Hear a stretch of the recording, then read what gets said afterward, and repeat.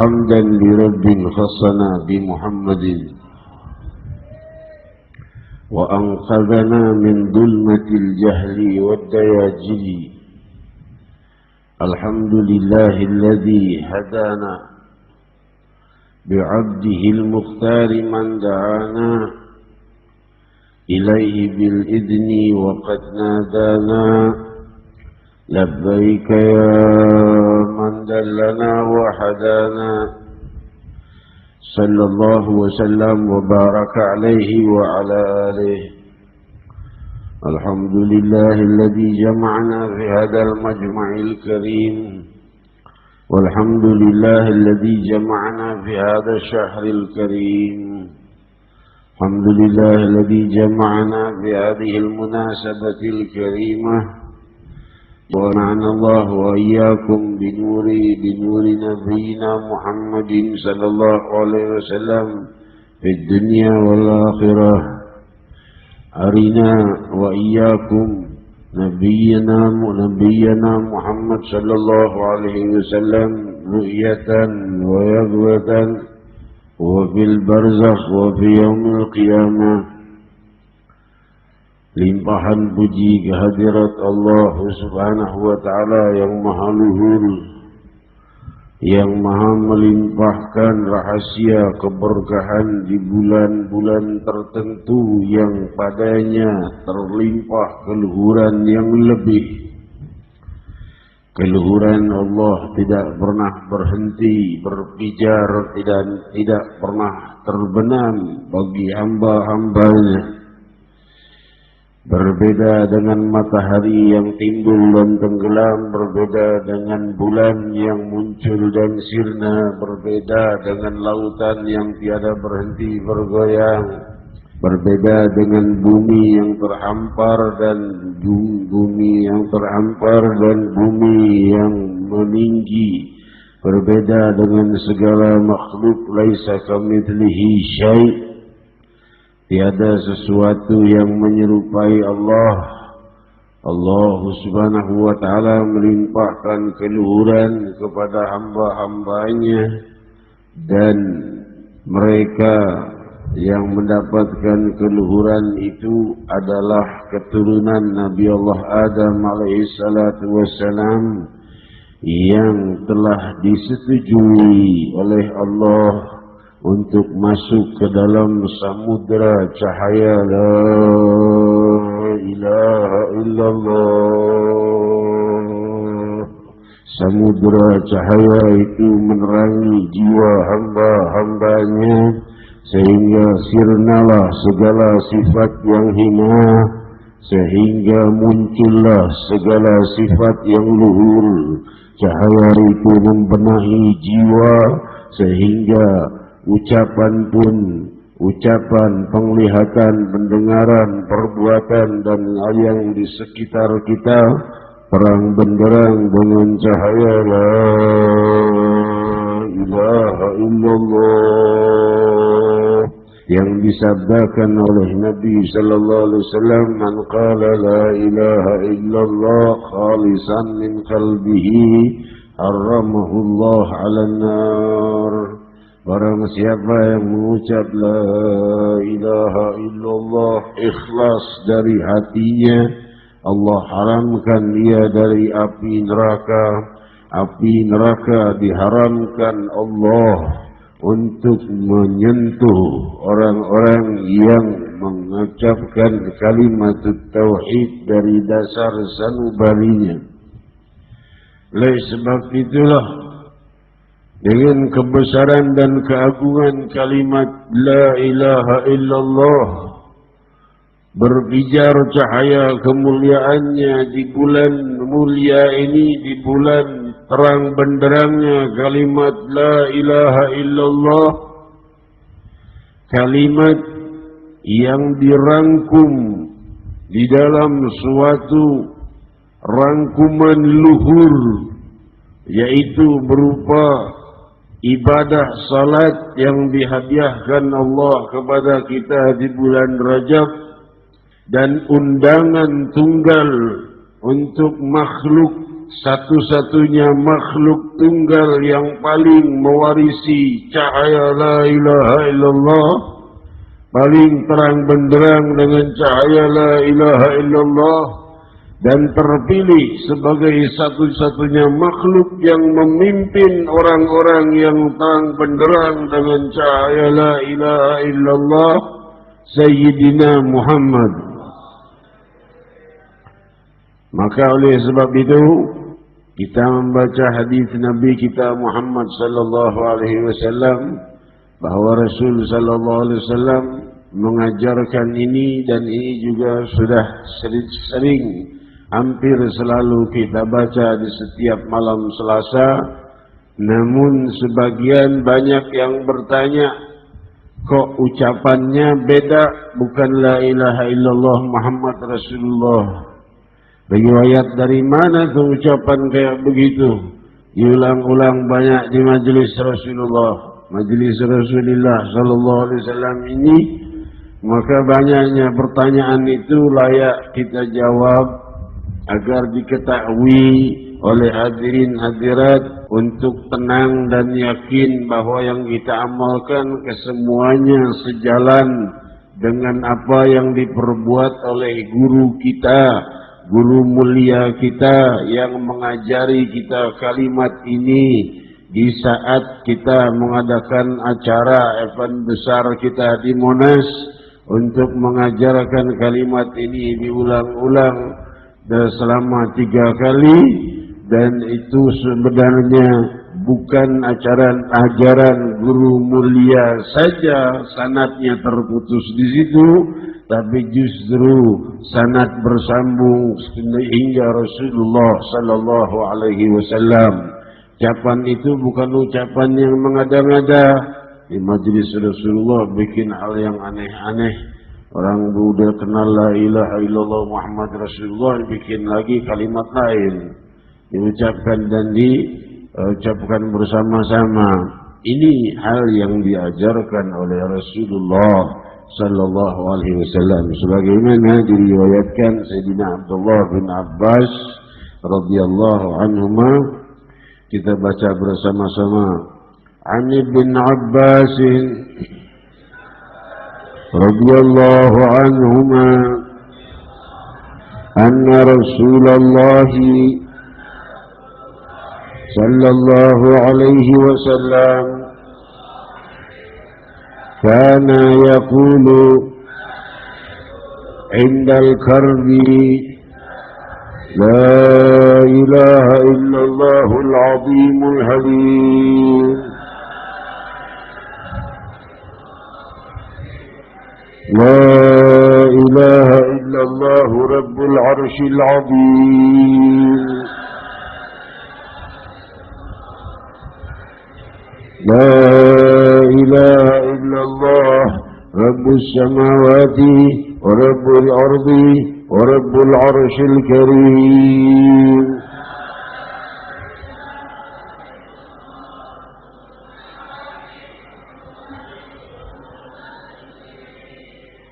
صدق Rasulullah sallallahu alaihi wasallam, hadis sahih rawahu Imam Bukhari. Kalimat ini diajarkan oleh Rasul sallallahu alaihi wasallam indal karb, yaitu di saat datang musibah. Jika dalam kesulitan, maka Rasul mengajarkan kalimat ini, maka dengan cahaya keluhuran la ilaha illallah, maka musibah itu akan tertepis bagaikan debu yang tertiup angin, dari angin yang dahsyat, dari angin yang keras, angin yang sangat kuat, dari hembusan kalimat la ilaha illallahul azimul halim, yang berarti tiada Tuhan selain Allah al-azim, yang maha agung, al-halim, yang maha berlemah lembut, yang maha berkasih sayang. La ilaha illallah rabbul arsyil azim, rabbul arsyil azim, yang maha memiliki arsy yang agung.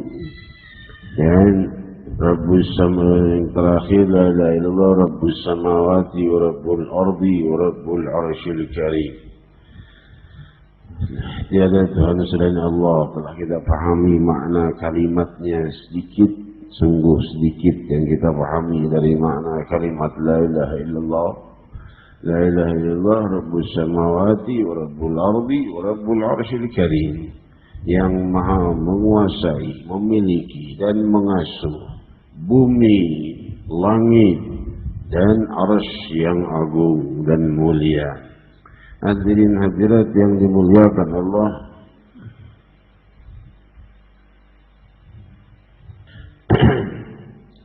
ya, dari hal yang perlu kita pahami dari kalimat ini adalah penjagaan Nabi kita Muhammad sallallahu alaihi wasallam kepada kita, bahwa di saat-saat kita dalam kesulitan diajarkan bacaan-bacaan atau doa-doa yang bisa membuat kesusahan dan kesulitan kita sirna. Berapa banyak kesulitan yang sirna dan dicabut oleh Allah sebab orang itu mengamalkan kalimat ini. Kalimat ini diajarkan oleh Rasulullah sallallahu alaihi wasallam dan kini sampai ke telinga kita yang sanad keguruan kita, bersambung kepada guru mulia kita, dari guru ke guru, dari Al-Hafidh kepada Al-Hafidh kepada Al-Hafidh hingga Imam Bukhari sampai kepada Rasulullah sallallahu alaihi wasallam. Hadirin hadirat, maka oleh sebab itu pelajari zikir-zikir Rasul sallallahu alaihi wasallam untuk bekal hidup kita selamat daripada musibah. Namun mereka yang mempunyai idrak yang dalam, mereka yang mempunyai ketajaman pemahaman yang mendalam, mereka tidak hanya memikirkan bahwa kalimat ini menghapus masalah di dunia. Kalimat ini menghapus juga permasalahan di akhirat. Karena telah disabdakan oleh Rasul sebagaimana hadis yang kita dengar tadi, man qala la ilaha illallah khalisan min qalbihi haramahullah 'alan nar. Allah mengharamkannya dari api neraka yang mengucap la ilaha illallah ikhlas dari hatinya. Hadirin hadirat yang dimuliakan Allah, namun banyak orang yang meremehkan keagungan kalimat ini, maka mereka justru merasa tidak perlu kalimat ini harus banyak diulang-ulang dan disebut-sebut, malah justru melarang orang banyak menyebut kalimat ini. Dikatakan Rasul juga nyebut la ilaha illallah bareng-bareng rame-rame. Emangnya hidup di zaman Rasul teh? Hadirin hadirat yang dimuliakan Allah, tentunya Rasul sallallahu alaihi wasallam telah menyampaikan kemuliaannya. Maka di saat muslimin penuh dengan musibah dan masalah, ditimpa dengan macam-macam dosa, terjebak dengan macam-macam kehinaan, terjauhkan dari permasalahan-permasalahan mulia, hingga ia jauh seakan-akan terikat dari mencapai tempat dan perbuatan-perbuatan yang mulia. Di dalam keadaan itu, kemana mereka akan melarikan diri kalau bukan ke perkumpulan zikir untuk mencabut segala masalah yang menimpa mereka, kesusahan yang menimpa mereka, permasalahan yang menimpa mereka, kesedihan yang menimpa mereka, permasalahan yang menimpa mereka, dosa yang menindih mereka, membuat musibah semakin banyak, dan banyaknya juga permasalahan yang akan timbul barangkali di barzakh dan di yaumul qiyamah atau di masa depannya di dunia ini. Maka berkumpul dengan mengucapkan kalimat la ilaha illallah hampir tidak pernah dilepaskan oleh para salafus saleh. Di dalam setiap majlis-majlis ta'lim diakhiri dengan kalimat talqin disebutnya, yaitu la ilaha illallah. Karena apa? Karena yang jadi dirisaukan itu adalah jika orang sudah tenggelam dengan banyaknya dosa, di saat ia sakratul maut, ia tidak bisa mengucap la ilaha illallah dan lupa dengan kalimat la ilaha illallah. Kalau sudah begini permasalahannya, itulah yang dirisaukan para ulama dan para imam dan salihin, sehingga mereka menjadikan perkumpulan-perkumpulan majlis-majlis itu selalu pasti adanya kalimat la ilaha illallah. Berkata Imam Ibn Hajar di dalam Fathul Bari syarah Sahih Bukhari, karena agungnya kalimat ini maka hal yang mustahab untuk diulang-ulang, hal yang baik untuk kalimat ini diulang-ulang. Kenapa? Supaya kalimat ini tertanam di hati kita. Kita ingat sabda Rasul sallallahu alaihi wasallam, "Inna lillahi tis'atun wa tis'una isman, man yahfazha dakhala al-jannah." Demikian diriwayatkan di dalam Sahih Bukhari. Allah mempunyai 99 nama yang tercantum di Al-Quran. Barang siapa yang menghafalnya masuk ke dalam surga. Maka kita berpikir cukup menghafal saja, nggak usah ibadah yang lain. Bukan itu maksudnya. Maksudnya orang yang menghafalnya itu berarti yang sering menyebutnya, berarti sering memanggil nama Allah, berarti ia banyak hafal karena terus ia menjaga hafalannya, berarti sering menyebut nama Allah. Makin sering ia menyebut nama Allah, makin ia lebih banyak ingat pada Allah. Makin dia ingat kepada Allah. Kalimat itu kan masing-masing punya makna. Maha lembut, maha kasih sayang, maha melimpahkan rahmat, maha besar siksaannya, maha murka dan lain sebagainya.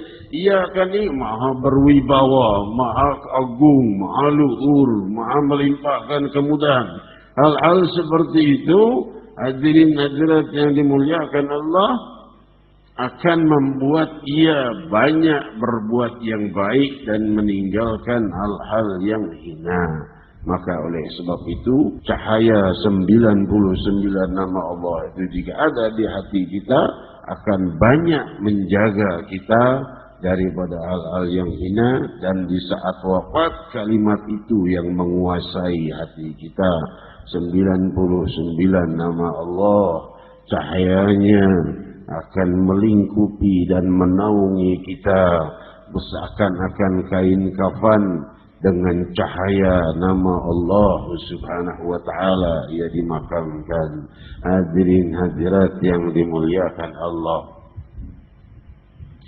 kita mengingat juga satu peristiwa yang perlu kita ingat di awal bulan Rajab adalah peristiwa perang Tabuk yang terjadi pada akhir Jumadil Tsani dan awal Rajab. Demikian sebagian ulama menyampaikan.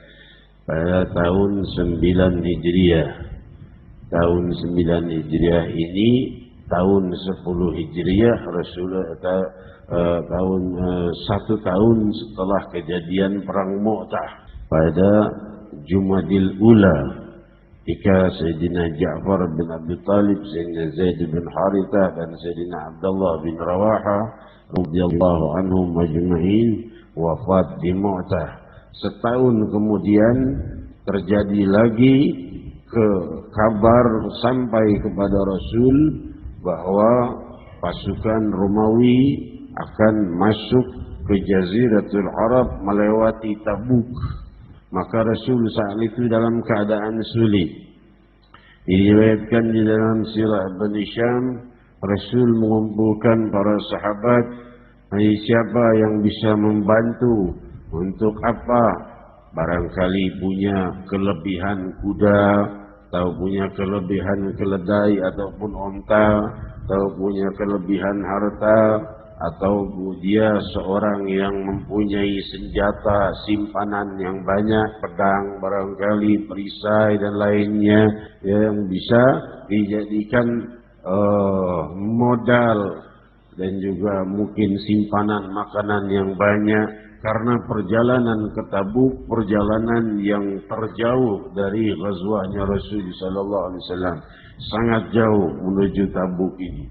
Maka di saat itu Rasul sallallahu alaihi wasallam memberikan tausiah kepada para sahabat untuk bersedekah. Maka yang pertama kali menjawab di saat para sahabat diam adalah Sayyidina Utsman bin Affan bin Nurain radhiyallahu anhu wa arda. Ia berkata, wahai Rasulullah, dariku 1000 dinar.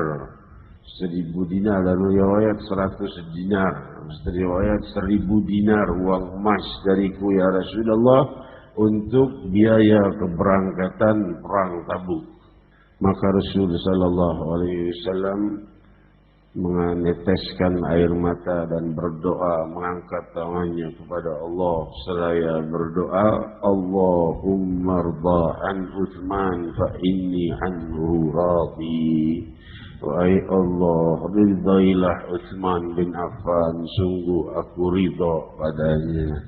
Maka saat itu persiapan keberangkatan menuju Tabuk pun segera disiapkan. Perjalanan Rasulullah SAW adalah menahan kelompok pasukan Romawi menyerang Jaziratul Arab melalui wilayah Tabuk. Karena wilayah Tabuk adalah pantai. Di saat itu Rasulullah SAW ingin menahannya, jangan sampai masuk apalagi ke wilayah Muslimin mengarah ke Madinah. Maka berangkat untuk ditunggu langsung di pantainya. Berangkatlah di saat itu, keberangkatan pada bulan Jumadil Tsani, dalam riwayat lain di bulan awal Rajab. Maka yang menyatukan riwayat ini mengatakan kejadian itu keberangkatannya di akhir Jumadil Tsani dan di awal bulan Rajab karena perjalanan yang jauh. Rasul sallallahu alaihi wasallam berangkat dan memerintahkan Sayyidina Ali bin Abi Thalib karramallahu wajhah untuk tetap berada di Madinatul Munawwarah. Maka Sayyidina Ali bin Abi Thalib diam, ada sedikit kekecewaan, tambah lagi orang-orang berkata, ya engkau wahai Ali, pemuda yang mempunyai kemampuan membela Islam, yang mempunyai kehebatan di dalam peperangan, ternyata ditugaskan untuk jaga perempuan dan anak-anak di Madinah. Maka Sayyidina Ali yang masih sangat muda saat itu tidak tahan mendengar ucapan itu, segera mengambil senjatanya dan pedang dan perisai dan baju perangnya. Lalu ia mendatangi Rasul sallallahu alaihi wasallam, ya Rasulullah, ataraktani ma'ar rijal wan nisa. Wahai Rasulullah, kau berangkat perang dan akan kau tinggalkan aku di sini bersama anak-anak kecil dan wanita. Maka diriwayatkan di dalam Sahihain Bukhari dan Muslim dan lainnya bahwa berkata Rasul sallallahu alaihi wasallam, ala tarda ya Ali an takuna minni bimanzilati Harun min Musa. Apakah kau ridha wahai Ali, pangkatmu atau derajatmu di sisi Allah bagaikan Nabi Harun yang membantu Nabi Musa? Akan tetapi illa annahu laisa nabiyyun ba'di. Cuma masalahnya tidak ada nabi setelah aku. Jadi kalau ada nabi setelah aku, Sayyidina Ali bin Abi Thalib telah disabdakan oleh Rasul sallallahu alaihi wasallam, derajatmu denganku sangat dekat. Begitulah cara Nabi sallallahu alaihi wasallam menenangkan pemuda yang penuh dengan semangat juang ini agar tidak patah hati atau kecewa dan merasa diremehkan atau merasa tidak bisa ikut mendapatkan pahala jihad. Dan beliau ingin selalu melindungi Rasul, namun Rasul tahu peperangan Tabuk ini tidak peperangan yang besar. Maka oleh sebab itu Sayyidina Ali dibiarkan saja di Madinatul Munawwarah untuk mentarbiah jiwa. Rasul sallallahu alaihi wasallam adalah murabbi yang paling mulia dan agung dari semua murabbi. Murabbi itu pengasuh yang mengasuh murid menjadi orang yang saleh dan dekat kepada Allah. Zaman sekarang 4-5 orang kumpul, sudah ada gurunya dan aku murabi. Jadi hadirat yang dimuliakan Allah, yang ngajari kalau ditanya apa itu fikih nggak tahu, ya tahunya google.com. Hadirin hadirat yang dimuliakan Allah, lihat baca Quran terjemahkan dengan letterlek begitu saja. Udah, Allah ada di atas arsy, berarti tempatnya Allah ada di atas arsy. Hadirin hadirat yang dimuliakan Allah, kelompok yang seperti ini semoga dibersihkan oleh Allah dan diberi hidayah. Dan kita tidak ridho Jakarta ini jatuh kepada kelompok yang seperti ini, sehingga kita sudah berniat Jakarta ini akan berkibar menjadi kota Sayyidina Muhammad sallallahu alaihi wasallam. Yang dimaksud kota yang damai, kota yang bersalawat, kota yang jauh dari tawuran, bukannya kota teroris, bukannya kota anarkis, bukannya kota narkoba, bukannya kota perjudian dan perzinahan. Betul? Jadi hadirat yang dimuliakan Allah, oleh sebab itu sebagian mengatakan pertanyaan sungguh banyak kepada saya bahwa Allah Subhanahu wa taala ada di arsy, di kalimat la ilaha illallah rabbul arsyil azim, yang bertanyakan ayat yang difirmankan oleh Allah berkali-kali di dalam Al-Qur'an bahwa Allah Subhanahu wa taala mastawa 'alal arsy, mau membahas kalimat ini, padahal imam-imam besar semacam Imam Ahmad bin Hanbal, yang Imam Ahmad bin Hanbal itu berguru pada Imam Syafi'i, yang Imam Syafi'i itu berguru pada Imam Malik. Imam Malik saat ditanya masalah ini, beliau menjawab nu'minu biha wa nusaddiq biha. Beliau berkata majhul ma'qul, iman bihi wajib wa su'al anhu bid'ah, wa inni ra'aituka rajul su' fakhrijuhu minni. Maka berkata Imam Malik, tidak dipahami makna ayat itu, majhul, tidak dipahami maknanya, majhul ma'gul, tidak bisa ditolak dengan akal karena firman Allah. Iman bihi wajib, percaya iman bihi wajib, usu'al anhu bid'ah. Beriman kepada ayat itu wajib, tapi bertanya tentangnya adalah hal yang bid'ah, dalalah, hal yang buruk, hal yang tidak boleh dipertanyakan, karena ini ayat mutasyabih. Di satu waktu firman Allah mengatakan Allah Subhanahu wa taala istawla, thumma istawa 'alal 'arsy. Di ayat lainnya Allah Subhanahu wa taala berfirman dalam surat Al-Qasas bahwa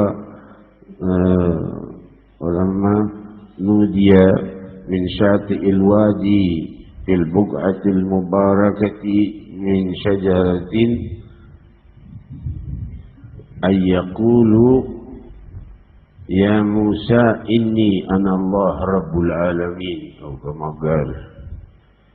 Ketika Allah menurunkan wahyu pada Nabi Allah Musa, maka di saat itu Allah Subhanahu wa taala menyeru di lembah Tursina yang suci, dari salah satu pojok di tempat yang dilimpahi keberkahan, dari salah satu sudut terdengarlah, coba kaum ibu yang membawa anaknya ditenangkannya.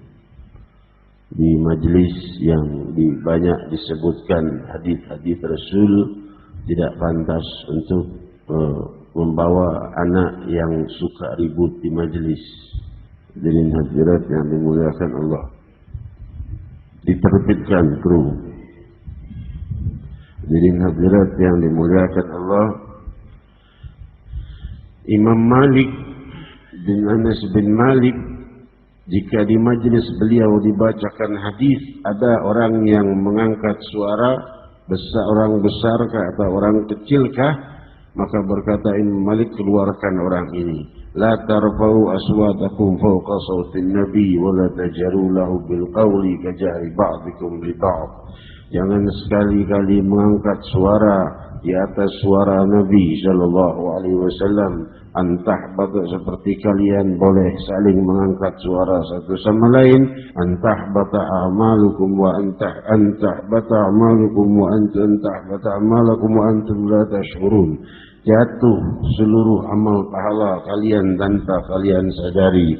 Imam Malik berkata, itu ayat bukan hanya untuk di hadapan Rasul saja, tapi setiap orang membacakan hadis layak orang itu mendengar.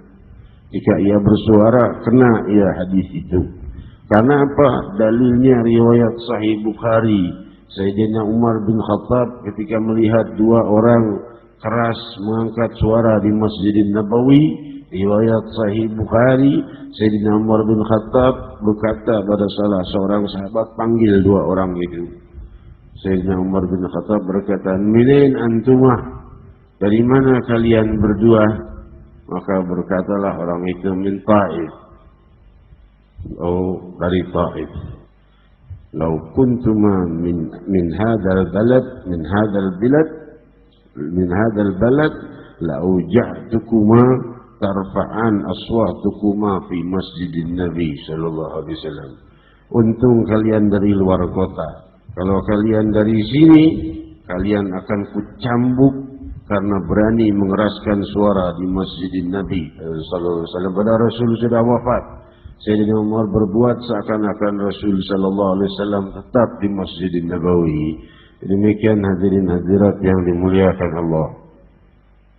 Dilanjutkan, maka doa untuk Sayyidina Ali, tenanglah Sayyidina Ali, dan dia kembali ke Madinatul Munawwarah. Setelah ia kembali ke Madinatul Munawwarah, maka di saat itu ketika ia kembali ke Madinatul Munawwarah, pasukan menuju Tabuk terus berangkat bersama Rasulullah sallallahu alaihi wasallam. Ada satu orang berkata, "Ya Rasulullah, idzan li wa la taftinni." Ya Rasulullah, aku minta izin tidak ikut ke Tabuk.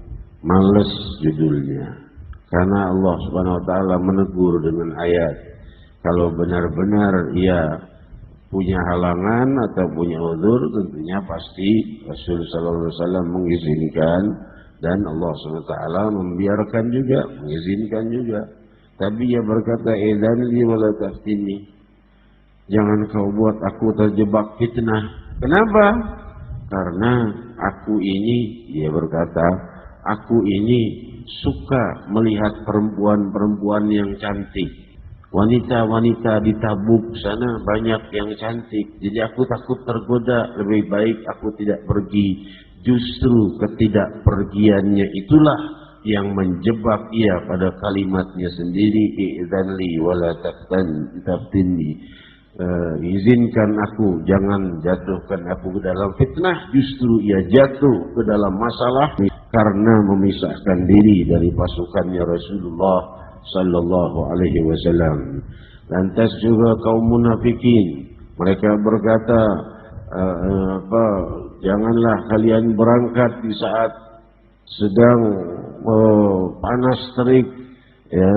Mereka berkata demikian. Allah Subhanahu wa taala memfirmankan ucapan mereka, la takhruju fil harri, jangan keluar di waktu yang sangat panas. Maka berkatalah Rasul sallallahu alaihi wasallam, Allah Subhanahu wa taala berfirman, "Inna jahannama ashaddu harra." Naru jahannama ashaddu harra. Neraka Jahannam itu lebih panas daripada musim panas. Maka oleh sebab itu, orang munafik itu sebagian ada yang bertobat, sebagian tetap di tempatnya. Riwayat Ibn Hisham, ada di antara mereka yang menginap di suatu malam dan membicarakan tentang keberangkatan Tabuk. Dari kaum munafikin, pagi hari mereka sudah hangus tubuhnya tanpa ditemukan lagi satupun yang hidup. Jadi hadirat yang dimuliakan Allah, maka berangkatlah sekelompok para sahabat, dan ada yang datang beberapa orang tidak punya kendaraan. Ini berangkat ke Tabuk, jauh, harus punya kendaraan. Keledai nggak punya, kuda nggak punya, onta nggak punya. Mau ikut, ya barangkali bisa onta, bisa ditunggangi berdua, bertiga barangkali. Dia datang, Sahih Bukhari, Rasulullah SAW bersabda, "Wallahi la ahmilukum." Demi Allah, aku tidak akan bisa membawa kalian. Kenapa? Karena nggak ada kendaraan yang sudah ada dari binatang-binatang ternak, binatang-binatang yang dipakai untuk tunggangan, semuanya sudah penuh. Maksudnya keledai kemampuannya membawa dua, ya sudah dua. Kuda membawa dua, kudanya masih kecil, hanya mampu membawa satu, ya satu. Semua sudah penuh kan syaratnya. Ya, kalau kita bilang gerbong kereta udah penuh, ya, udah penuh, mau lebaran, nggak ada lagi tiket, kasarnya gitu. Nggak ada tempat lagi untuk membawa kalian. Maka mereka menangis, mengalirkan air mata. Maka tiba-tiba datanglah beberapa orang dari sahabat Rasul membawakan tunggangan-tunggangan yang baru. Maka Rasul berkata, akan kukafarati sumpahku tadi, maka kalian boleh ikut. Maka bergembiralah hati mereka.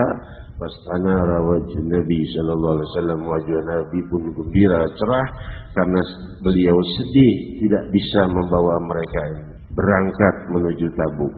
Hadirin hadirat yang dimuliakan Allah, di tengah perjalanan, maka di saat itu Abu Khaisamah radhiyallahu anhu wa ardhah datang. Dari mana? Dari luar Madinah pulang ke rumah. Sampai di Madinah ia dengar mana laki-laki. Kok sepi? Yang ada semua anak kecil sama perempuan. Gak ada satu orang di sini pun. Tanya sama anak di situ, mana orang-orang? Berangkat udah. Dia jauh, udah 2-3 hari berangkat. Berangkat kemana? Ke Tabuk. Masya Allah. Dia pulang dari perjalanan jauh. Masuk ke rumahnya, istrinya sudah menyirami. Kan zaman dulu belum ada lantai ubin. Zaman dulu lantainya tanah. Jadi tanah itu sudah disirami dengan air, ditutupi dengan tikar, ya, dengan dihias supaya ia duduk tenang. Kenapa dibasahi? Supaya sejuk maksudnya. Jadi nggak duduk panasan di dalam rumahnya, sejuk, terkena angin. Sudah disiapkan makanan, minuman, karena suaminya mau datang. Begitu datang, ia lihat makanan, minuman, tempat yang sejuk. Rasulullah dalam perjalanan, dalam panas, dalam haus, dalam lapar, demi Allah tidak akan aku masuk ke rumahku. Ia pun segera berkata pada istrinya, siapkan lagi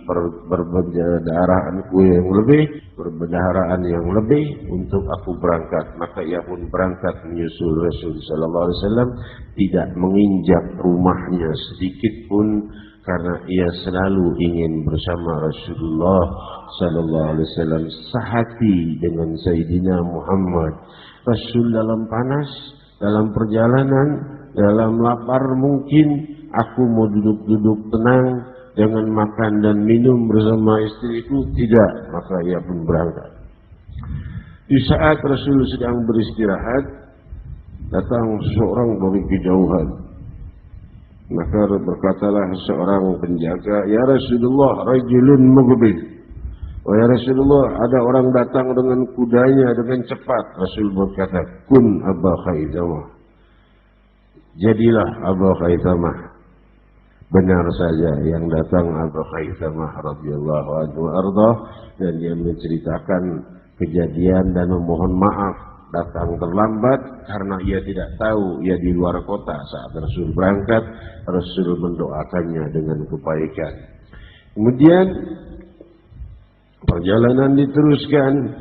Tidak lama ada orang yang berkata, si fulan kemana tuh gak ikut, si fulan kemana tuh gak ikut, si fulan kemana tuh gak ikut. Rasul sallallahu alaihi wasallam berkata, biarkan saja. Kalau Allah kehendaki mereka ikut, mereka akan menyusul. Jika Allah tidak berkehendak, mereka tidak akan berangkat. Maka Rasul sallallahu alaihi wasallam sampai pada suatu tempat beristirahat. Maka saat itu datang seorang berjalan kaki dengan membawa barang-barangnya, dipinggulnya sendiri, dipanggul oleh dirinya sendiri, dia bawa barangnya, dibawa sendiri, berjalan kaki. Siapa dia? Rajulun mubil masyan ya Rasulullah. Ada orang datang tapi jalan kaki ya Rasulullah, barangnya digendong sendiri, barang-barangnya. Maka Rasul sallallahu alaihi wasallam bersabda, kun Abu Dzar. Itu jadilah Abu Dzar. Benar saja yang datang adalah Abu Dzar Al-Ghifari radhiyallahu anhu arda, karena keledainya sudah tua, jalannya lambat, maka ia angkat barang-barangnya, ia pinggul sendiri, ia tuntun keledainya, ia tidak bebani keledainya dan tidak ditunggangi, dibawa saja. Maka Rasul berkata, rahimallah Abu Dzar, rahimallah Abu Dzar, yamshi wahduh wa yamut wahduh wa yub'ats wahduh. Rahmatnya Allah berlimpah pada Abu Dzar. Dia berjalan sendiri, datang sendiri, nanti dia akan wafat sendiri, dalam keadaan sendiri, dan nanti dia dibangkitkan oleh Allah dalam keadaan sendiri. Kata Rasul sallallahu alaihi wasallam, orang lain dibangkitkan bersama-sama, Abu Dzar Al-Ghifari dikhususkan oleh Allah dibangkitkan sendiri. Radhiyallahu anhu wa arda'ah ala Abu Dzar Al-Ghifari. Hadirin hadirat yang dimuliakan Allah, maka Rasul sallallahu alaihi wasallam di suatu perjalanannya itu kehilangan keledainya di saat menginap. Keledainya lepas. Ada orang munafik di antara yang ikut. Ada aja munafik itu di mana-mana ada. Iya. Di zaman Rasul ada, malah ikut perang Tabuk dia munafik ikut juga. Pikirannya kalau orang munafik kan, kalau masuk situ ya nanti kan kalau menang, hartanya Romawi itu seperti apa? Kan begitu pikirannya. Maka oleh sebab itu orang-orang munafik ikut. Ada di antara orang munafik ini berkata, ya katanya Nabi membawa kabar dari langit. Ini untanya hilang, nggak tahu kemana. Dia sendiri nggak tahu untanya hilang. Masa yang begini disebut Nabi? Katanya bawa kabar dari langit, untanya hilang, nggak tahu kemana. Dia bicara dengan seseorang. Dia berdua dengan Abu Umarah radhiyallahu anhu arda. Umarah ini mendengar ucapannya, pergi kepada Rasul, orang lagi melaporkan kepada orang lagi mendengar Rasul menyebut ucapan itu. Ada orang yang berkata di antara kita bahwa aku ini Nabi membawa kabar dari langit, tapi tidak tahu di mana posisi ontaku berada karena ontaku hilang. Aku tahu, aku tidak mengetahui kecuali apa yang diberitahu oleh Allah, dan ontaku berada dalam keadaan terjepit dan terjebak di salah satu pepohonan di wilayah tempat ditunjuk oleh Rasul. Maka marahlah Abu Umarah ini radhiyallahu an pada temannya yang munafik yang dibawa satu tunggangan dengan Rasul. Ia berkata, mulai sekarang kau jangan ikut denganku, turun jalan kaki, gak usah ikut lagi, kau gak pulang ke Mekah gara-gara kau ini, aku mau jalan dengan orang seperti engkau. Berkata ia kepada munafik tadi. Perjalanan dilanjutkan sampai Rasul sallallahu alaihi wasallam berhadapan dengan kerajaan yang dipimpin oleh Raja Yohanna. Raja Yohanna beragama Nasrani, dan di saat itu Raja Yohanna menolak untuk masuk Islam, tapi ingin berhubungan baik dengan Islam. Maka Rasul sallallahu alaihi wasallam bersabda, jika engkau tidak ingin berperang karena kami akan menuju Tabuk, maka kau tidak ingin berperang, maka kau harus membayar dhimah yang disebut pajak bagi orang non-muslim.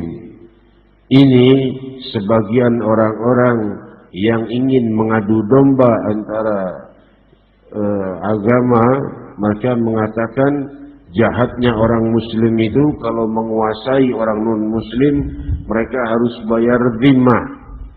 Padahal justru dhimah itu adalah semacam pajak yang harus dibayar oleh orang non-muslim jika mampu, uangnya untuk menjaga mereka. Uangnya itu akan dipakai untuk membayar pasukan, menjaga mereka, dan jauh lebih rendah dari zakat. Kalau muslim ada 7 zakatnya: zakat fitrah, zakat rikaz, zakat ma'din, zakat timar, zakat ni'am, zakat, ada 7 macam zakat. Jadi nadirat. Ini cuma satu aja dhimah, lebih kecil daripada zakatnya muslimin. Zakat apa? Maka ia membayar dhimah. Maka Raja Yohana memilih untuk membayar dhimah, yaitu jizyah, dhimah, jizyah. Maka ia membayar jizyah, yaitu pajak untuk orang non-muslim. Maka Rasul menulis surat perjanjian kepada Raja Yohana, Bismillahirrahmanirrahim. Di antara salah satu kalimatnya Rasul sallallahu alaihi wasallam, sufunuhum wa sayyaratuhum fi sufunuhum wa sayyaratuhum fil barri wal bahri fi lahum dhimmatullah wa dhimmatu Muhammadin Nabi sallallahu alaihi wasallam, bahwa kendaraan-kendaraan mereka dan juga kapal-kapal mereka di lautan berada dalam jaminan Allah dan jaminan Muhammadin Nabi, kata Rasul sallallahu alaihi wasallam, karena mereka telah membayar jizyah. Mereka sudah bayar jizyah, berarti Rasul sallallahu alaihi wasallam sudah memberikan pasukan yang dibayar oleh Rasul sallallahu alaihi wasallam dari uang jizyah mereka untuk melindungi mereka sendiri. Hebatnya akhlak Rasul sallallahu alaihi wasallam kepada orang-orang non-muslim yang mereka membayar jizyah dan mereka tidak memerangi Islam, maka bagi mereka disebut zimmatullah wa zimmatu Muhammadin Nabi. Bagi mereka jaminan Allah dan jaminan Muhammad dan Nabi sallallahu alaihi wasallam. Mereka fi barrihim wa bahrihim, di laut dan di daratan, dalam keadaan jaminan Muhammad dan jaminan Allah dan Nabi Muhammad. Hadirin hadirat, Raja Yohana telah menyerahkan jizyah, maka Rasul sallallahu alaihi wasallam memerintahkan Khalid bin Al-Walid di satu malam untuk menemui Raja Uqaidar di wilayah situ, dekat dengan Tabuk. Raja Uqaidar, kau datangi ya Khalid, akan kau temui dia keluar hanya dengan 2-3 orang. Rasul sudah mengetahui kabarnya. Rasul sallallahu alaihi wasallam mengetahui kabar itu, maka Rasul sallallahu alaihi wasallam tidak ingin peperangan terjadi dengan tentara Raja Uqaidar. Rasul berkata, kau pergi ke istananya, dia akan keluar hanya dengan adiknya atau saudara syagiknya, yaitu saudara kandungnya yang bernama Hasan kalau tidak salah dalam riwayat Ibn Hisham. Maka di saat itu tangkap. Maka Khalid bin Walid bersama beberapa muslimin datang turun melewati benteng, keluar mendekati istana dan melihat betul lagi keluar Raja Uqaidar sedang kebingungan karena dia ini orang yang suka menangkap kerbau-kerbau yang buas, kerbau-kerbau yang buas, dia orang yang sering menangkapnya. Tiba-tiba kerbaunya ini banyak yang lepas, ya keluar. Kenapa bisa begini? Maka ia keluar, maka ditangkaplah dia dan diambil pakaiannya, jubahnya, dibawa ke hadapan Rasul sallallahu alaihi wasallam bersama Raja Ukaidar ini. Maka ketika melihat pakaiannya yang terbuat dari sutra, juga dari tenunan benang-benang emas, maka para sahabat ta'ajabun. Para sahabat musaf-musaf gak pernah lihat seumur hidup pakaian seindah ini. Maka Rasul berkata, ta'ajabuna min quwa'i Ukaidar, apakah kalian ini takjub dengan keindahan pakaian Ukaidar ini? Sungguh manadil Sa'adah, salah seorang sahabat Rasul sallallahu alaihi wasallam, disebutkan oleh Rasul sallallahu alaihi wasallam namanya, sungguh sapu tangannya penduduk surga itu, salah seorang sahabat Rasul Sayyidina Sa'ad bin Mu'adz radhiyallahu anhu, sapu tangannya Sa'ad bin Mu'adz jauh lebih indah dan jauh lebih berharga daripada pakaiannya si Raja Ukaidar yang demikian hebatnya dan indah itu. Maka Rasul sallallahu alaihi wasallam duduk sampai 10 hari. Tentara Romawi tidak kunjung datang. Raja Ukaidar membayar jizyah dan kemudian tidak lama ia masuk Islam. Namun setelah Rasul wafat, ia kembali murtad dan kemudian diperangi dan wafat di masa Khalifah Abu Bakar Siddiq dalam kekufuran karena ia keluar dari Islam setelah wafatnya Rasul. Demikian riwayat Sirah bin Hisham. Jadi hadirat yang dimuliakan Allah, 10 hari Rasul menanti, tidak ada kedatangan dari pasukan Romawi, maka Rasul pun mengarah kembali pulang ke Madinatul Munawwarah dengan membangun 17 masjid antara Tabuk dan Madinatul Munawwarah radhiyallahu anhum wa ardahum ashab Tabuk ajma'in. Hadirin hadirat, sesampainya di Madinah, datanglah Ka'ab bin Malik radhiyallahu anhu wa ardah dengan terengah-engah menangis memegangi tali kudanya Rasul yang dekat dengan kakinya Rasul, berkata, Ka'ab bin Malik, maafkan aku ya Rasulullah, tidak ikut berangkat. Maka Rasul sallallahu alaihi wasallam memberikan kepadanya keputusan bahwa belum bisa memutuskan sebelum ada perintah dari Allah. Ada 3 orang, di antaranya Ka'ab bin Malik. Salatal ladzina khulibu, 3 orang yang bertobat. Rasul sallallahu alaihi wasallam berkata, kalian 3 orang yang tidak ikut perang Tabuk ingin bertobat ya Rasulullah. Ya sudah, kalau begitu penduduk Madinah 3 orang nih, bukan penduduk Tabuk, penduduk Madinah 3 orang, kalian bertiga tidak boleh ada seorang muslim pun yang berbicara dengan kalian, kena hukuman. Nggak ada yang boleh bicara sama dia orang bertiga. Mereka cuma boleh bicara bertiga, 2 doang. Sama orang lain nggak boleh ada yang ngajak bicara. Keluarga, kerabat, teman, semuanya nggak ada yang bicara dengan mereka sampai perintah Allah ataupun taubatnya diterima oleh Allah. Mereka sudah tersiksa seperti orang gila melihat keluarga, kerabat, anak, ayah, ibu, semua tidak mau mengajak mereka bicara. Perintah Rasulullah sampai 30 hari masih berlanjut. 40 hari turun perintah lebih keras lagi, pisah dengan istrinya, tidak boleh bertemu dengan istri dan keluarganya. Perintahnya malah lebih dahsyat. Sampai hari yang ke-50 baru turun ayat Allah menerima taubat 3 orang yang bertobat kepadamu itu. Rasul memanggil mereka, mereka mencium tangan Rasul sallallahu alaihi wasallam. Ini salah satu riwayat dari belasan riwayat dalil diperbolehkannya cium tangan. Itu di saat itu mereka mencium tangan Rasul sallallahu alaihi wasallam, dan dalam riwayat mencium kedua lututnya Rasul sallallahu alaihi wasallam dari gembiranya. Di antaranya Sayyidina Ka'ab bin Malik radhiyallahu anhu arba.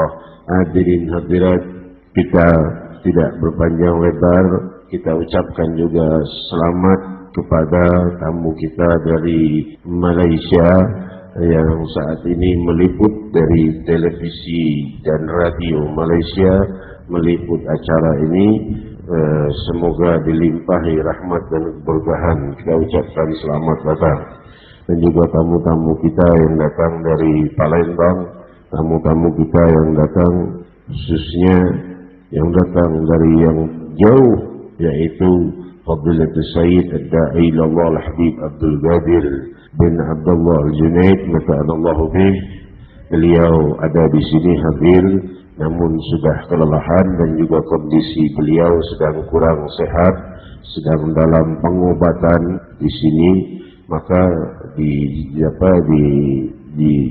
Indonesia dalam pengobatan, semoga dilimpahi afiat oleh Allah Subhanahu wa taala, dan juga guru-guru kita yang hadir kesemuanya, dan para habaib dan para ulama kesemuanya. Saya mohon maaf atas segala kesalahan, mohon maaf atas segala kekurangan, dan mohon maaf tidak bisa menyambut dengan baik para ulama, para akabir yang semestinya saya duduk di tempat yang paling rendah di majelis ini.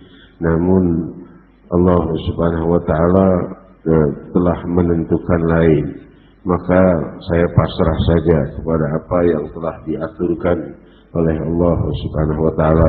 Mestinya saya duduk di bawah saja sama rata dengan kalian, tapi yang jadi masalah duduk dan berdirinya saya ini merepotkan. Kursi geser sana, kursi geser sini. Badan saya juga punya bobot yang berat. Hadirin hadirat yang dimuliakan Allah, merepotkan orang. Jadi saya memilih duduk saja di sini agar saya tidak tambah sakit tubuh. Semoga Allah memberikan kesembuhan.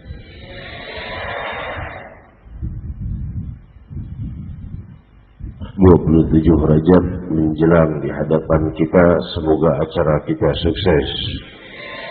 Isra Mi'raj Nabi Muhammad sallallahu alaihi wasallam di tanggal malam 27 Rajab, tepatnya 16 Juni, Sabtu 16 Juni 2012 di Monas, insyaallah bersama Ad-Da'i ilallah Al-Habib Ali bin Abdurrahman Al-Juhri. Beliau adalah salah satu murid yang paling utama dari murid-murid guru mulia. Beliau ini masyhurnya sudah mendunia, benua Eropa, benua Amerika, benua Asia, dan benua Australia. Seluruh benua telah beliau kelilingi dan mengenal beliau.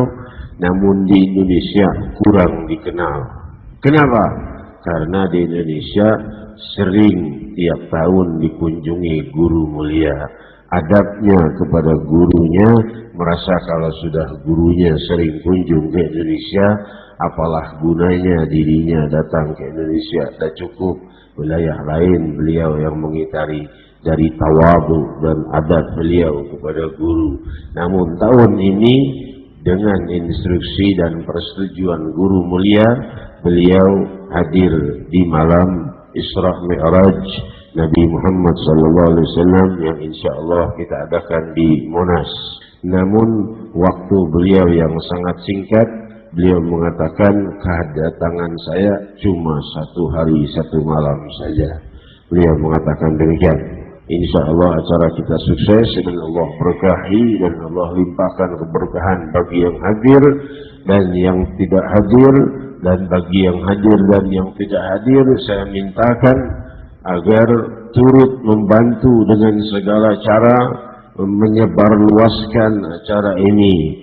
SMS yang kau kirimkan barangkali harganya Rp250 atau Rp50 atau Rp100, itu semua hal yang remeh di dunia ini, tapi itu besar nanti, karena itu adalah salah satu bukti cintamu pada Sayyidina Muhammad sallallahu alaihi wasallam, bukti bahwa kau peduli pada dakwah Nabi Muhammad sallallahu alaihi wasallam. Apalagi kalau seandainya SMS-annya dengan nomor yang sama-sama gratis, masih nggak mau ngabarin juga sama teman kelewatan lo. Jadi hadirat yang dimuliakan Allah. Kenapa saya ngomong begini? Karena kita sekarang nggak banyak bikin baleho. Dulu bikin baleho sampai 40 majelis Rasulullah. Kalau ada event besar, 40 baleho kita bikin. Kalau sekarang udah kebanyakan baleho, ya balehonya baleho pilgub lagi. Akhirnya nanti dikira saya mau jadi gubernur juga lagi. Jadi hadirat yang dimuliakan Allah, yang pantas jadi gubernur kan Habib Ja'far, bukan saya. Ya. Kalau saya pakai kursi roda, masa gubernur pakai kursi roda? Ya, hadirin hadirat yang dimuliakan Allah, demikian maka kita tidak banyak memakai baleho, pakai cuma 4 saja atau 5, 2 di Jakarta, 3 di luar kota, sisanya selebaran. Selebaran diizinkan untuk diperbanyak, boleh diperbanyak sebanyak-banyaknya dan dibagi-bagikan, tempelkan di mana tempat boleh. Ya, diri hadirat yang dimuliakan Allah, ini orang yang pilih grup di mana-mana, gambarnya sampai di tiang listrik, sampai di tong sampah, sampai di mana-mana. Masya Allah, ini yang nempel punya otak apa enggak ya? Bingung saya. Yang sampai di tempat-tempat tong sampah ditempelin juga. Allahu Akbar. Kalau perlu mungkin di mana jalan raya, kalau perlu ditempelin juga. Astagfirullahaladzim. Hadirin hadirat yang dimuliakan Allah, belum jadi gubernur udah semangatnya kelewatan dari baru jadi gubernur nanti. Jadi hadirat yang dimuliakan Allah, kita tidak mau berbicara masalah itu karena kita non politik di sini ya. Yang jelas kalau seandainya sampai segitu banyaknya ya tersebar luaslah dengan SMS, dengan ucapan, dengan telepon, dengan email, dengan internet, chatting dan lain sebagainya. Jadikan itu semua perjuanganmu, tanda saksi kepedulianmu terhadap Sayyidina Muhammad SAW dan dakwah beliau. Maka semuanya jadi bermanfaat dan pahala. Demikian yang saya sampaikan. Saya mohon maaf di sini banyak para dai besar, kepada guru-guru saya yang hadir di sini, yang malam ini tampaknya waktu kita sempit dan mereka juga sudah lelah juga. Hadirin juga kalau kemalaman, kasihanan yang wanita banyak yang datang dari jauh sampai dari Bogor, dari Cimanggis, dari mana ya. Udah terlalu malam, sebenarnya kita jam 10 mesti selesai semestinya. Namun karena ini tadi pembahasan perang Tabuk panjang, sebenarnya itu juga dipersingkat karena itu kejadiannya di bulan Rajab, maka saya tidak bisa mengambil waktu lagi kecuali di malam ini, mestinya dari malam Selasa yang kemarin. Demikian hadirin hadirat yang dimuliakan Allah. Selanjutnya kita bersalam kepada Rasul sallallahu alaihi wasallam, lalu kalimat talqin oleh guru kita Fadilatul Sayyid Ad-Da'i Ilallah Al-Habib Hud bin Muhammad Bagir Atas. Yatafaddal mashkura wa ta'ala Allah bihi. Ya Rasulullah Allah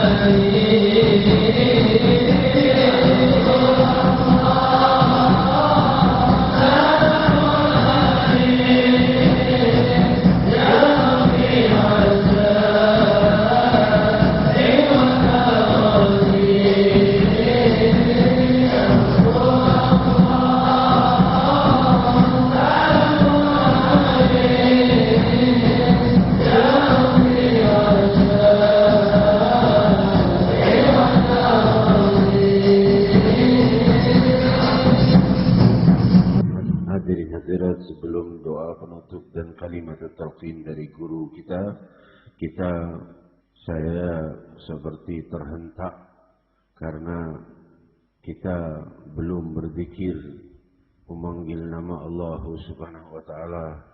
Ada yang maha menanti, merindukan hamba-hambanya memanggil namanya yang biasa diserukan di majelis ini. Namun malam ini tadi saya terlupakan sebelumnya, maka kita berzikir bersama memanggil nama Allah, menenggelamkan seluruh hajat kita di dalam samudera kedermawanannya dan menenggelamkan segenap sisa usia kita dan kehidupan kita di barzakh dan akhirah di dalam samudera cahaya la ilaha illallah. Faqulu jami'an ya Allah, ya Allah, ya Allah, ya Allah, ya Allah, ya Allah, ya Allah, ya Allah, ya Allah, ya Allah. Kau mengingatkan kami agar tidak meninggalkan memanggil namamu dengan zikir jalalah. Ya Allah, ya Allah, ya Allah, ya Allah. Muliakan seluruh hadirin. Jadikan kami semua, wahai Allah, terang benderang dengan cahaya la ilaha illallah. Jauhkan dari segala musibah, angkat dari segala masalah, limpahi kemudahan, limpahi penyelesaian, limpahi ketenangan, kesejahteraan, keluhuran, kesucian, pengampunan. Ya Allah, Ya Allah, Ya Allah, Ya Allah, Ya Allah,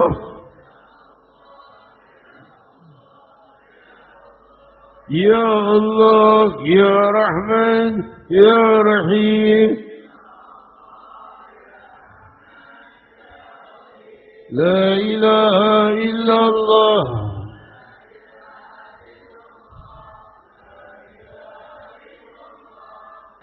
Sumpah setia hamba kepada Allah. Sumpah setia hamba kepada Allah. La ilaha illallah. La ilaha illallah. Sumpah setia Allah kepada hamba. Sumpah setia Allah kepada hamba. La ilaha illallahul azimul halim.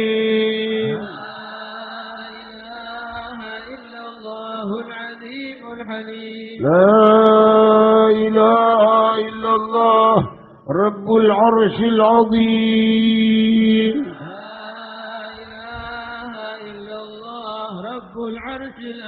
La ilaha illallah Rabbus samawati wa Rabbul ardi wa Rabbul arshil karim. Rabbus samawati wa Rabbul ardi wa Rabbul arshil karim. Semoga telah terangkat seluruh masalah dan kesulitan kita demi kemuliaan hadis dan kalimat ini. Amin. Allahumma amin. Terasa pecah hati ini ketika mendapat teguran seakan-akan kenapa tidak disebutkan zikir jalalah, memanggil namanya di saat majelis yang selalu tidak lepas padanya zikir jalalah dengan izin dari guru mulia kita. Maka hal ini mengguncang dan menghantam jantung demikian kerasnya, maka kita ditagih untuk terus mengucapkan ya Allah, ya Allah. Di majelis begini mudah-mudahan Di banyak tempat kita selalu diingatkan Allah untuk selalu menyebut namanya, mengingatnya, yang dengan itu terbuka kebahagiaan dunia dan akhirat, kemudahan dunia dan akhirat. Habib Hud, guru kita yang kita muliakan, saya mohon maaf memohon waktu doa. Selanjutnya kita pasrahkan waktu tempat kepada beliau untuk memimpin doa penutup dan kalimatul talqin, yang mana beliau terima sanadnya dari ayahnya, dari guru sampai kepada pemimpin la ilaha illallah Muhammad Rasulullah sallallahu alaihi wasallam. قال رسول الله صلى الله عليه وسلم أفضل ما بك أنا ونبيون من قبلي لا إله إلا الله